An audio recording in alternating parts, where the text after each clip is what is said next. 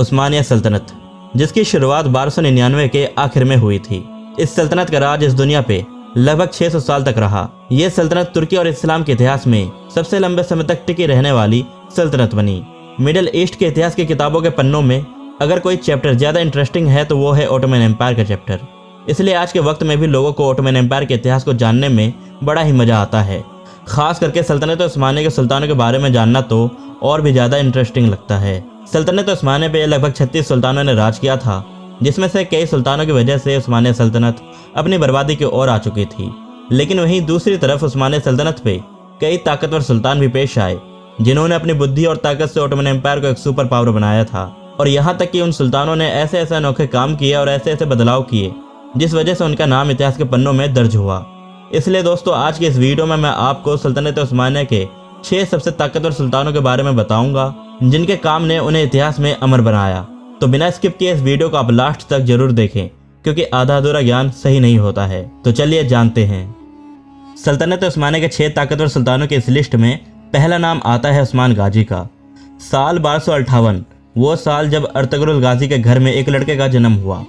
उस वक्त किसी ने यह सोचा तक नहीं था कि यह लड़का आगे चल के एक छोटे से कबीले को एक बहुत बड़ी सल्तनत में तब्दील कर देगा। उस लड़के के पिता अर्तुगरुल गाजी एक छोटे से कबीले के सरदार थे। उस्मान गाजी अपने पिता अर्तुगरुल गाजी के राज में काई कबीले के कमांडर बने। उस्मान गाजी ने कमांडर के तौर पर बहुत ही इंपॉर्टेंट रोल निभाया था काई कबीले के इलाके को फैलाने में। सेल्जुक एम्पायर के दौरान एक सिपाही के तौर पर उस्मान गाजी को जंग में और लीडरशिप में बहुत ही अच्छा एक्सपीरियंस हो गया था।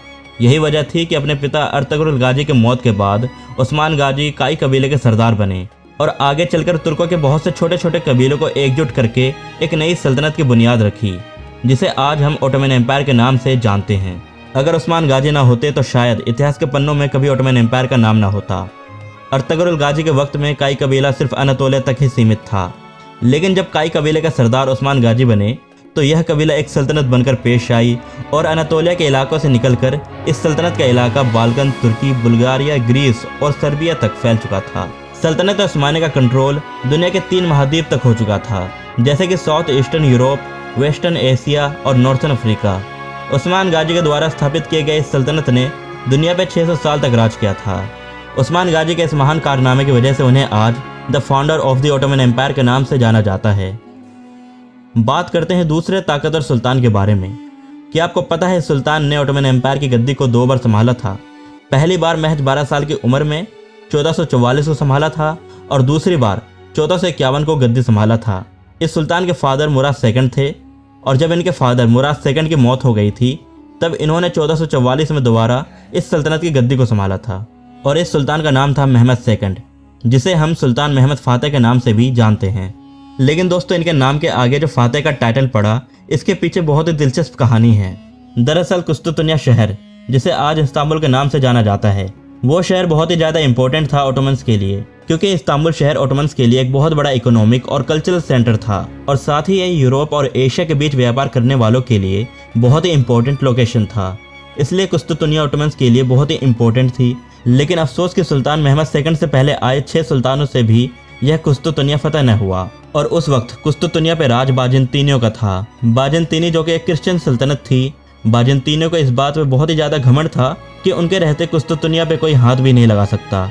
लेकिन साल 1453 29 मई को बाजेंतीनियों का यह भ्रम टूट गया और ओटोमन एम्पायर के 7वें सुल्तान महमद सेकंड ने अपनी बहादुरी और सूझबूझ से कुस्तुतुनिया पे फतेह हासिल कर लिया और बाजेंतीनियों को कुस्तुतुनिया से हमेशा के लिए उखाड़ फेंका।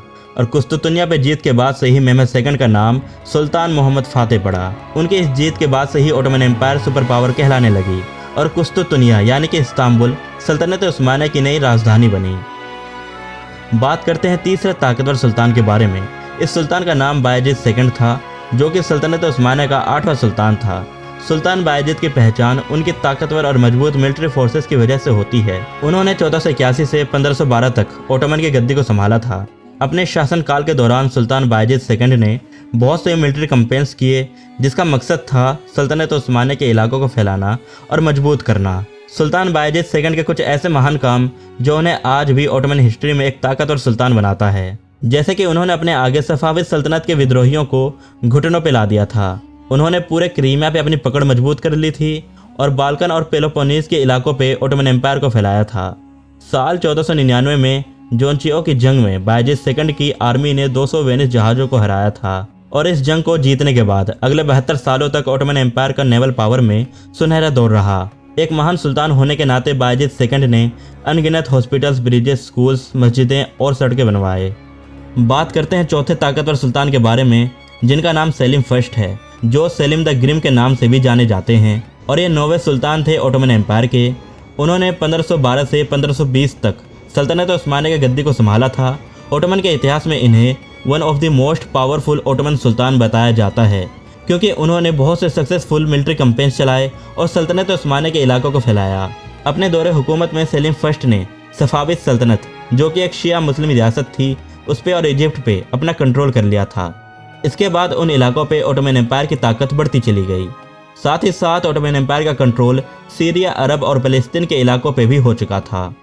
आपको बता दूं, सेलिम फर्स्ट के बदौलत ही मिडिल ईस्ट में सल्तनत उस्मानिया 1520 से 1566 तक अपने सुपर पावर में थी, जो कि सल्तनत उस्मानिया के 10वें सुल्तान के दौरे हुकूमत तक रही। बात करते हैं 5वें ताकतवर सुल्तान के बारे में, जो है सुल्तान सुलेमान द मैग्निफिसेंट, जिसका मतलब होता है शानदार। यानी कि सुल्तान सुलेमान, जो सल्तनत उस्मानिया के शानदार और सबसे ताकतवर सुल्तान थे, ये ओटोमन एम्पायर के 10वें सुल्तान थे और ये इकलौते ऐसे सुल्तान थे जिन्होंने ओटोमन एम्पायर की गद्दी को सबसे लंबे समय तक संभाला था। इन्होंने साल 1520 से 1566 तक लगभग 46 सालों तक ओटोमन एम्पायर पर रूल किया था। सुल्तान सुलेमान ने यूरोप, नॉर्थ अफ्रीका और मिडल ईस्ट में सफल सेना मुहिमों को चलाया और बहुत से इंपॉर्टेंट इलाकों को जीता था। सुल्तान सुलेमान ने अपने दौरे हुकूमत में कानून में काफ़ी हद तक सुधार किया था। उन्हें लॉ गिवर का नाम दिया गया, जिसका मतलब कानून बनाने वाला होता है। उन्होंने सिविल लिबर्टीज़ में सुधार किया और सल्तनत के लीगल सिस्टम को बहुत ही मजबूत बनाया। सुल्तान सुलेमान ने ओटोमन एम्पायर के साइज को अपने दौरे हुकूमत में 2 गुना कर दिया था और उन्होंने एशिया, यूरोप और अफ्रीका के बहुत से इलाकों पे अपना कंट्रोल कर ओटोमन एम्पायर को वर्ल्ड पावर बना दिया था। अब बात करते हैं छठे सुल्तान के बारे में। ये ओटोमन एम्पायर के आखिरी ताकतवर सुल्तान थे, जिनका नाम था सुल्तान अब्दुल हमीद सेकंड। सुल्तान अब्दुल हमीद सेकंड के बाद भी 2 सुल्तान और पेश आए थे, लेकिन वो सुल्तान अब्दुल हमीद सेकंड की तरह ताकतवर और नेक नहीं थे। सुल्तान अब्दुल हमीद सेकंड साल 1876 में सल्तनत उस्मानिया की गद्दी पे बैठे थे। अपने शासनकाल के दौरान सुल्तान अब्दुल हमीद सेकंड को बहुत से चुनौतियों का सामना करना पड़ा, जैसे कि ओटोमन एम्पायर का कमज़ोर पड़ना और यूरोपियन ताकतों के आगे झुकना। लेकिन इन सब के बावजूद 1876 में सुल्तान अब्दुल हमीद सेकंड ने एक नया संविधान लागू किया और अपनी सल्तनत में बहुत से सुधार किए। उन्होंने एक नए मॉडर्न लीगल सिस्टम को लागू किया।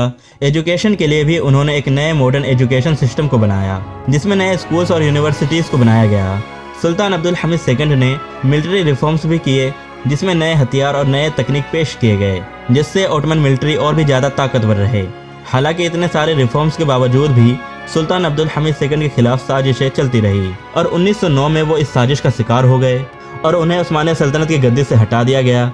और इसके 9 साल बाद, यानी कि 10 फरवरी 1918 को वो इस दुनिया से रुखसत हुए और उनके मौत के 4 साल बाद ओटोमन एम्पायर का खात्मा हो गया था। तो दोस्तों, ये थे ओटोमन एम्पायर के 6 ताकतवर सुल्तान, जिनके बारे में मैंने आज की इस वीडियो में आपको बताया। तो कैसा लगा आपको ये जानकारी, मुझे कमेंट करके जरूर बताएं और इसी तरह के वीडियोस को देखने के लिए मेरे चैनल को सब्सक्राइब जरूर करें और जाते जाते इस वीडियो को लाइक जरूर करें। तो मिलते हैं आपसे अगली वीडियो में।